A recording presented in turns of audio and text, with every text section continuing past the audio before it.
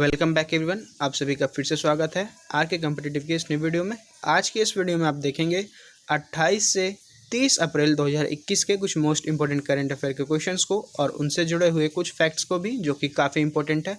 तो चलिए video start करते हैं लाइन ऑफ द डे के साथ। कह दो समंदर से मुझे ज़रूरत नहीं उन लहरों की, कह दो समंदर से मुझे ज़रूरत नहीं उन लहरों की, बस एक बीवी ही काफ़ी है ज़िंदगी में तूफान लाने के लिए। फर्स्ट क्वेश्चन कि 22वें कॉमनवेल्थ गेम्स 2022 का आयोजन कहाँ होगा? तो वो होगा इंग्लैंड के बर्मिंघम में। कॉमनवेल्थ को लेके ज़्यादा क्वेश्चंस नहीं बनते हैं, बस जो बनेंगे यही बनेंगे कि इसका शुरुआत कब हुआ, इसका शुरुआती नाम क्या था, प्रथम बार जब ये हुआ तो कहाँ हुआ था। तो इसका शुरुआत हुआ 1930 ईस्वी में। हुआ कहाँ ये? तो ये हुआ कनाडा में। तो इसका शुरुआती नाम जो था, सर्वप्रथम इसको जो नाम से जाना गया वो था ब्रिटिश एम्पायर गेम। और इन सब में एक इम्पॉर्टेंट क्वेश्चन आएगा कि कॉमनवेल्थ गेम जो होता है वो कितने साल के अंतराल पर किया जाता है? तो वो किया जाता है 4 साल के अंतराल पर, यानी 4 साल के गैप पे ये किया जाता है। अगला देखिए क्वेश्चन, विश्व बौद्धिक संपदा दिवस कब मनाया गया है? 26 अप्रैल को। ये क्या है, उद्देश्य क्या है इसका, क्यों मनाया जाता है, इसको देखेंगे। इसका उद्देश्य है नवाचार और रचनात्मकता को बढ़ावा देने में बौद्धिक संपदा अधिकारों के पेटेंट, कॉपीराइट, ट्रेडमार्क और डिज़ाइन की भूमिका के बारे में जागरूकता फैलाना है। रोजमर्रा के जीवन पर रचनाकारों द्वारा समाज के विकास में किए गए योगदान को बढ़ावा देना है। कुल मिला के ये इंसान को उसके अधिकारों के लिए जागरूक करता है। बस इसका उद्देश्य यही याद रखिएगा। अगला क्वेश्चन आईपीएल से जुड़ा हुआ है, एग्जाम्स के लिए इंपॉर्टेंट हो सकता है। आईपीएल में 6000 रन बनाने वाले पहले भारतीय बल्लेबाज कौन बने हैं? वो बने हैं विराट कोहली। तो विराट कोहली जो है वो आईपीएल के इतिहास में 6000 रन बनाने वाले भारत के पहले खिलाड़ी बन गए हैं। इस मैच के पहले उनके नाम 5954 रन दर्ज थे। तो आपको पता होगा विराट कोहली आरसीबी के कैप्टन हैं और ये अब 6000 रन बनाने वाले भारत के प्रथम खिलाड़ी बन गए हैं आईपीएल में। आईपीएल से क्वेश्चंस बन सकते हैं, उनको देखेंगे कि आईपीएल का फुल फॉर्म होता है इंडियन प्रीमियर लीग। इसका पहला संस्करण यानी पहला बार ये खेला गया 2008 में। विजेता टीम हुई थी इसमें राजस्थान रॉयल्स और उप विजेता टीम हुई थी चेन्नई सुपर किंग्स। अच्छा, 2020 में जो आईपीएल का 13वां संस्करण हुआ वो कहाँ हुआ? तो यूएई में खेला गया था। 2020 में विजेता टीम कौन थी? मुंबई इंडियंस। और इसमें केएल राहुल को ऑरेंज कैप मिला था सर्वाधिक रन के लिए, और रबाडा को पर्पल कैप मिला था 2020 के आईपीएल में सर्वाधिक विकेट के लिए। अगला क्वेश्चन कि किस देश ने बच्चों के पाठ्यक्रम में महाभारत और रामायण को शामिल किया है? वो किया है सऊदी अरबिया ने। तो सऊदी अरब जो है वो अब बच्चों को शुरुआत से ही उनके सिलेबस में महाभारत और रामायण का जो चैप्टर होगा उसको ऐड करके पढ़ाएगी। इसको अगर धार्मिक दृष्टि से देखें तो भी ये सही है, इसका भी एक उद्देश्य है, और अगर शिक्षा के उद्देश्य से देखें तो भी इसका एक महत्वपूर्ण उद्देश्य है। पहले देखें धार्मिक दृष्टि से, तो आपको यहाँ पे पता होना चाहिए कि सऊदी अरब के जो प्रधानमंत्री हैं शाह सलमान, वो आए दिन हमारे प्रधानमंत्री से संपर्क में रहते हैं। इसके अलावा उनकी जो रुचि है भारतीय संस्कृति में, भारतीय मंदिरों के ऊपर बहुत ज्यादा। राम मंदिर का जब निर्माण कार्य शुरू हुआ तो नरेंद्र मोदी के साथ देशवासियों को और खुद नरेंद्र मोदी को बधाई देने वाले ये शाह सलमान ही थे। इसके अलावा अगर शिक्षा की दृष्टि से देखें तो रामायण को और महाभारत को ये लोग इस नजरिए से देखकर पढ़ना चाहते हैं कि इसमें वीरता, शौर्यता और मर्यादा का एक अच्छा उदाहरण है, जिससे उनके बच्चों का जो चरित्र है वो एक सुदृढ़ रूप लेगा।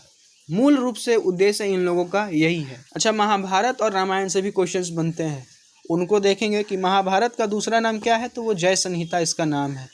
इसके बाद महाभारत की रचना किसने की है? तो वो की है व्यास ने, महर्षि व्यास ने। रामायण की रचना किसने की है? महर्षि वाल्मीकि ने। बात सऊदी अरबिया की करेंगे तो सऊदी अरब जो है वो एशिया महाद्वीप में स्थित है। राजधानी इसकी रियाद है, करेंसी है इसकी सऊदी रियाल। इसके बाद प्रधानमंत्री शाह सलमान है। नियोम सिटी प्रोजेक्ट को कौन सा देश शुरू करेगा? तो वो करेगा सऊदी अरब। सऊदी अरब की संसद का क्या नाम है? तो वो है मंजलिस अल शुरा। सऊदी अरब की सबसे लंबी नदी कौन सी है? तो वो है वादी अल रूह। अगला क्वेश्चन चीन से जुड़ा हुआ है कि चीन ने अपने पहले मंगल मार्स रोवर को क्या नाम दिया है? तो वो दिया है झुरोंग। इसका नाम है झुरोंग। झुरोंग की क्या विशेषता है? देखेंगे कि ये झुरोंग जो है वो फरवरी 2021 में मंगल की कक्षा में पहुंचा है और मई 2021 में मंगल ग्रह पर लैंड करेगा। ये झुरोंग जो है वो मंगल की सतह पर बिना किसी क्रैश के अगर लैंड करता है, यानी सॉफ्ट लैंडिंग करता है, तो ये सोवियत संघ और अमेरिका यानी रूस और अमेरिका के बाद तीसरा देश बन जाएगा जो कि मंगल पर सॉफ्ट लैंडिंग करेगा, अगर ये सॉफ्ट लैंडिंग करता है तो। अदरवाइज ये इस लिस्ट से बाहर हो जाएगा। इसी के साथ इसके नाम एक और अचीवमेंट जुड़ेगा। अमेरिका के बाद मंगल ग्रह पर रोवर लैंड करने वाला चीन दूसरा देश बन जाएगा। अब कुछ कहेंगे कि रोवर का मतलब क्या होता है, तो रोवर बेसिकली एक ऐसा व्हीकल होता है जो कि पूरी तरह से सोलर पैनल पर कार्य करता है, यानी कि उसका ऊर्जा का जो मुख्य स्रोत है वो सोलर पैनल है। सूर्य से ऊर्जा लेकर वो अपने आगे का जो कार्यक्रम है उसके लिए प्रोसीड करेगा। ये एक ऐसे व्हीकल होती है जिसमें ये काबिलियत होता है कि ये कैसी भी चढ़ान हो, मौसम का परिवर्तन को ये झेल सकता है। जैसे कि मिक्स ओलंपिया जो है वो मंगल ग्रह की सबसे ऊंची पर्वत चोटी है। इसमें ये काबिलियत होती है कि अगर जरूरत पड़े तो वो उस पर्वत चोटी पर भी चढ़ सकता है बिना कठिनाई के। इसको भेजा ही इसलिए जाता है ताकि ये पूरे के पूरे ग्रह में परिभ्रमण करे, वातावरण का एक अच्छा जायजा ले और वहाँ से जो डाटा निकलेगा वो अपने जो पेरेंट डिवाइस होगा, यानी कि जहां से इसको कंट्रोल किया जाएगा, उसको ये डाटा भेजता रहे। मूल रूप से उद्देश्य इसका यही होता है। और दूसरा अगर हम देखें कि ये मंगल ग्रह की लाइव तस्वीरें लेगा और उसको सीधे अमेरिका में भेजे, या फिर जो भी देश इसको भेजेगा उसको भेजेगा। ये चीन के बारे में बात करें तो चीन की राजधानी है बीजिंग, करेंसी है इसकी रेनमिनबी, राष्ट्रपति शी जिनपिंग, चीन और भारत के बीच इंटरनेशनल बॉर्डर लाइन का नाम है मैकमोहन रेखा। सबसे लंबी नदी है चीन की यांगत्से और ये एशिया की सबसे लंबी नदी है। कागजी मुद्रा जो है उसको जारी करने वाला विश्व का प्रथम देश चीन है और चीन ही है जिसने मुद्रा को जारी किया। इसको ये लगा कि लेन देन के लिए मुद्रा एक ऐसी चीज है जिसका होना जरूरी है। मुद्रा का आविष्कार ये किया। कागज का जो नोट है मुद्रा के रूप में उसको यही प्रयोग में लाया था, चीन ही लाया इसको। किस देश की सीमा जो है वो सबसे ज्यादा देशों के साथ लगती है, तो वो चीन की। कितने देश है जिसके साथ लगती है, तो वो 13 देश है जिसके साथ इसकी सीमा लगती है। अगला क्वेश्चन, 29 अप्रैल 2021 को निम्न में से कौन सा दिवस मनाया गया है? वो मनाया गया है अंतर्राष्ट्रीय नृत्य दिवस।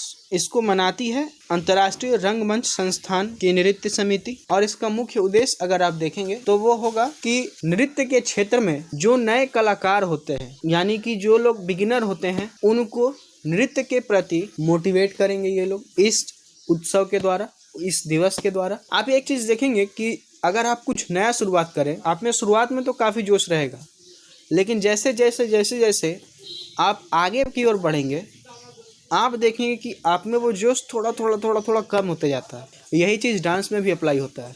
अगर आप डांस की शुरुआत कर रहे हैं, आपको मार्गदर्शन सही मिल रहा है, लेकिन अगर आप किसी स्टेप को कर रहे हैं, डांस का कोई अगर आप स्टेप कर रहे हैं और उस स्टेप को करने में आपको लेट हो रहा है, आपसे वो स्टेप नहीं हो रहा है, तो आपका जो मोरालिटी लेवल है, आपका जो मोटिवेशनल लेवल है, वो कहीं ना कहीं डाउन होते चला जाएगा। अगर ऐसा ही होता रहा तो इस केस की पॉसिबिलिटी बनती है कि आप एक दिन उस डांस को छोड़ देंगे।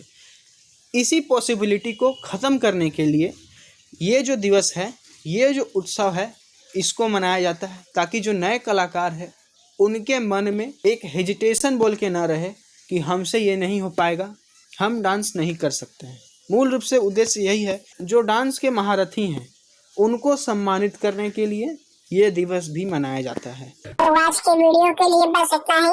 आपसे फिर मिलेंगे कल के वीडियो के साथ। तब तक के लिए वीडियो को लाइक, शेयर एंड चैनल को सब्सक्राइब करना मत भूलिएगा।